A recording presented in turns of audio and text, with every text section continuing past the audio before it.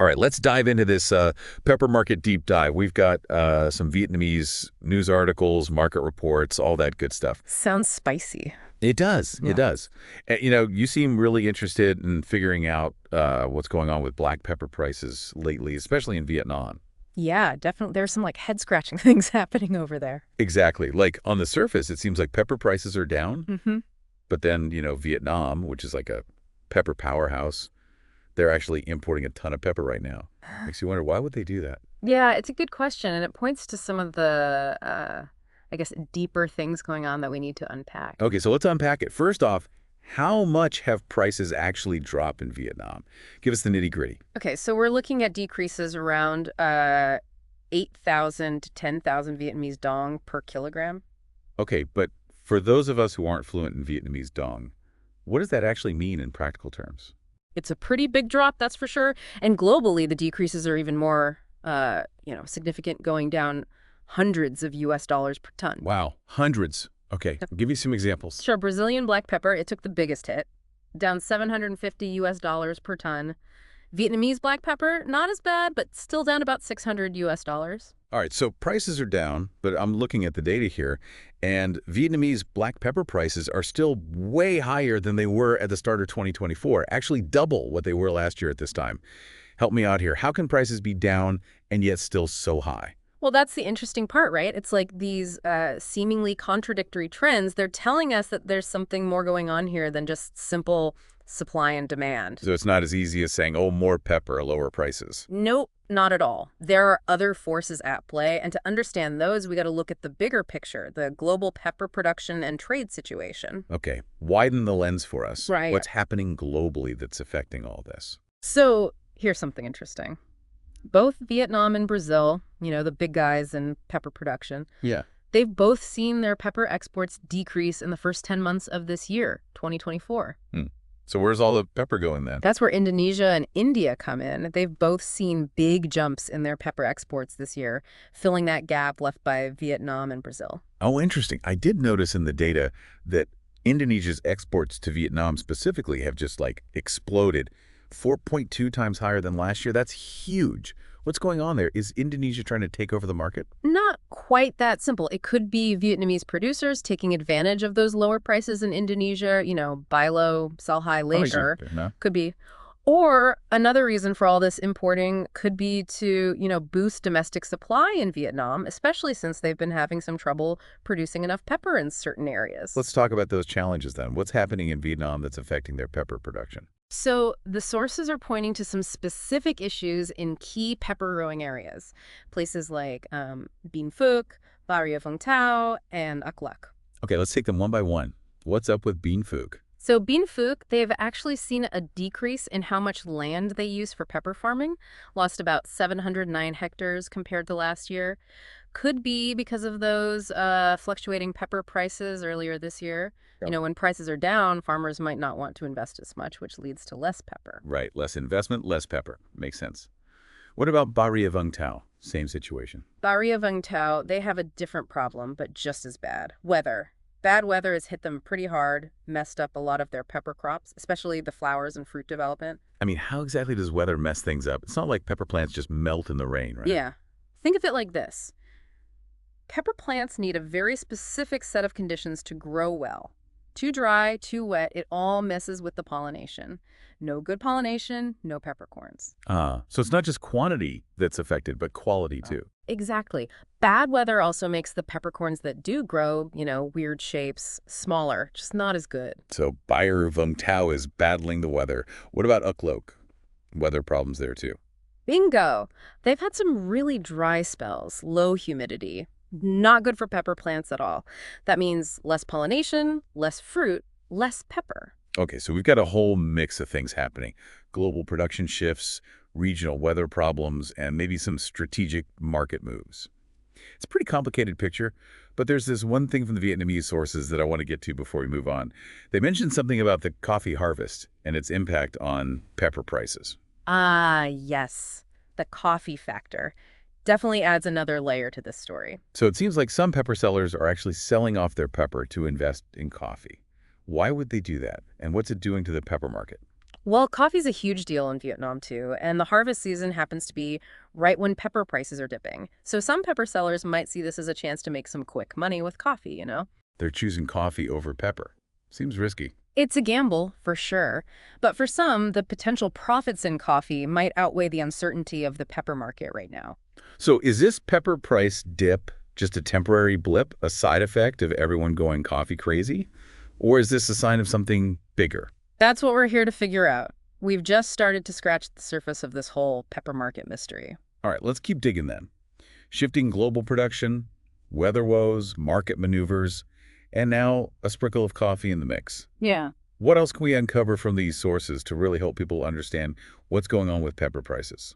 Let's find out. Okay, so we've seen how all these different factors, the falling prices, the high prices, Vietnam importing pepper, how they all fit together. Right, it's like a puzzle. Yeah, exactly. And our goal is to give you, the listener, a clear picture of what's really happening, especially since you're interested in those Vietnamese pepper prices. Totally. Like, I'm hearing that this recent price drop could be temporary, just a little blip, right? Oh. Maybe because of all the coffee stuff going on and those big pepper crops in Brazil and Indonesia. Mm-hmm. But then there were those long-term factors keeping the prices pretty high. What do you think about that? You're right on the money with that. One big thing to consider is the global demand for pepper. Most analysts think that demand's just going to keep going up. Right. More people, more pepper. Exactly. Now, imagine that growing demand with those production problems we talked about, like in Vietnam. Put those two things together, and you could be looking at pepper prices going way up in the future. Wait, so if Vietnam's having production issues, wouldn't they need to import more pepper? And wouldn't that make the prices go down? Think about it this way. If everyone in the world wants more and more pepper, but the places that usually grow a lot of pepper, like Vietnam, can't make as much, Oh, I see. then there's not enough pepper to go around. And when something's in high demand but there's not enough of it, well, prices go up. So even if Vietnam's importing pepper, it's not going to be enough if everyone else is struggling too. Exactly. And this isn't just some abstract economics lesson. This could actually affect Vietnamese farmers, exporters, and even how much you pay for pepper at the store. Wow, so it's real world stuff. Oh, yeah. And another thing to keep an eye on is all these new rules and regulations, particularly those from the EU about organic certification for imports, could be a bit of a challenge for some Vietnamese pepper exporters. Really? How so? Well, these stricter standards, they might mean some Vietnamese pepper can't be sold in the EU anymore. Oh, that's got to be tough for them. It is, but it could also be a huge opportunity. Think about it. What if Vietnamese pepper producers who already make amazing pepper, what if they went all in on organic and got those certifications? Interesting. Imagine certified Vietnamese organic pepper on the shelves in Europe. People would go crazy for it. Yeah. Like, think champagne from France or Parmigiano Reggiano cheese from Italy. They have those special labels and everyone wants them. So Vietnamese pepper could become like a luxury good. It's definitely possible. And for someone like you interested in Vietnam's role in the pepper trade, this is something to watch. Oh, for sure. I'm adding that to my watch list. But this whole organic thing, it's part of a bigger trend, right? People wanting to know where their food comes from, if it's sustainable, all that. You got it. Consumers are getting smarter, they care about the environment, and they're willing to pay more for things that align with their values. I see that all the time, especially with younger folks. But how does this relate to pepper? It's just, pepper. Well, think about it. Pepper farming, like any kind of farming, it has an impact on the environment. Deforestation, pesticides, working conditions, all those things matter to people now. So if Vietnamese pepper producers can show they're doing things the right way, being sustainable and treating workers fairly, that could help them sell more pepper. Absolutely. It's not just about price anymore. It's about the whole package. Vietnamese producers who can show they're committed to sustainability, they could really stand out in the market. This whole conversation makes me realize that pepper is more than just a spice. It's a whole world. It really is. We're talking about shifting consumer preferences, the rise of ethical consumption, and how producers need to adapt to these new realities. It's fascinating. You nailed it. The pepper market is like this microcosm of all the big changes happening in the global food system. Wow, that's a lot to think about. So far, we've explored price swings, production changes, organic certification, and sustainability. But I have this feeling there's even more to this story, right? What other hidden factors could be shaping the future of pepper? It's like we're on this treasure hunt, uncovering layer after layer of the pepper market. Yeah, we've talked about prices, production, the organic movement, sustainability. All the big obvious stuff. But there's always more to find. Like one thing people don't always think about is climate change and how that's going to affect growing pepper. Yeah, that makes sense. We talked about the weather problems in Vietnam. Right, but this is a global thing. Those crazy weather patterns, droughts, floods, they're a big threat to pepper farms everywhere. Oh, for sure. Pepper plants are pretty picky, aren't they? Too hot, too cold, too wet. They don't like it. Nope, they need things just right. So the big question is, how do we protect pepper in a world where the climate's always changing? Yeah. How do we make sure we'll still have pepper in the future? Well, the good news is a lot of smart people are working on that. Scientists, farmers, they're trying to develop new types of pepper plants. Like super pepper plants that can handle anything. Exactly. Ones that can survive droughts, handle those temperature swings, be tough. That's pretty cool. What else are they doing? Well, they're also looking at new farming techniques, ways to use less water, protect the plants from the changing weather. It's all about adapting, finding ways to keep pepper growing, even as the world around it changes. So are we going to have to start growing pepper in totally different places? Maybe. Researchers are looking at areas that might become better for pepper as the old ones get too hot or too dry. It's like pepper's going on an adventure, finding new homes around the world. Wow, this is really making me see how everything's connected. We started with pepper prices, and now we're talking about global climate change and the future of food. It all ties together in the end, doesn't it? It really does. But there's one more thing we haven't really talked about. You mentioned it earlier. Geopolitics, like how politics and world events affect the pepper trade.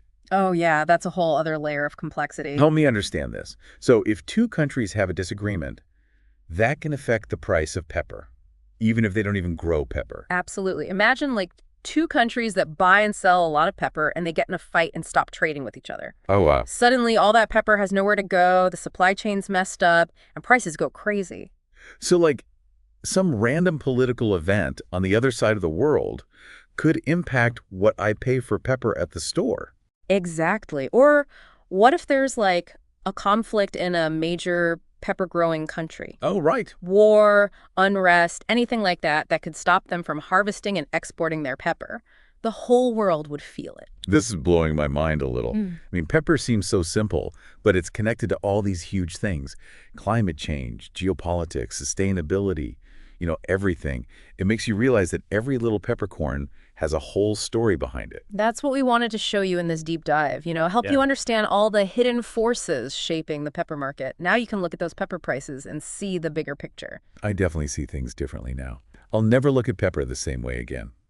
Thanks for taking us on this pepper adventure. It's been really eye-opening. My pleasure. It's been fun exploring this spicy world with you. Absolutely. And for all of you listening, stay curious, keep learning, and remember, there's always more to discover, even in the simplest things. Until next time.